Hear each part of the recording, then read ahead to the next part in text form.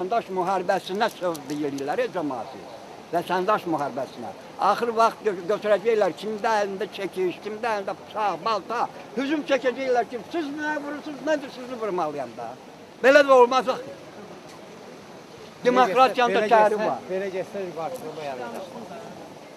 Qarşılığında belə olacaq da. Belə olsa yaranır. Kimdir günahkar? Milyarder oligarxlar, məmurlar, yerin necə deyirlər, alt və üst sərvətlərin hamısını mənimsəliyiblər. Oğru millətdir bu. Hamısı məmurlar. 165 manat pensiya verir, 50 il işləmişəm. Özdəki 3 ali savad diplomu yiyəsiyəm mən, 7 dildə danışanam mən. Dəmir yolunda. Ziya Məmmədovun xarabasında. Ziya Məmmədovun ha. Sən dəmir yolu deyil, Ziya Məmmədovun. Ziya idi da, 72.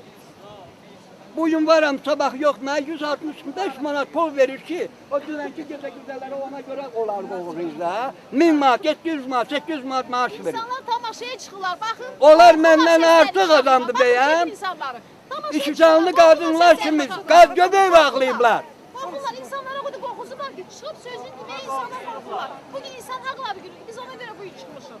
Başqa günü çıxa bilmirik onsuz da. Regionlarda hamısı dotasiya hesabına bir qəpik buradan getməsə də acıdan ölürlər, hamısı Rusiyaya gediblər. Cavanlar birləşsin. Cavanlar öz hüquqlarını müdafiə eləməlidir. Belə də getməz. Necə ki, cavanlar öz hüquqlarını Necə ki, öz hüququnuzu bilmirsiniz. O vaxt bundan da 5 vətər günü olacaq. Siz kölə olacaqsınız, nökər olacaqsınız.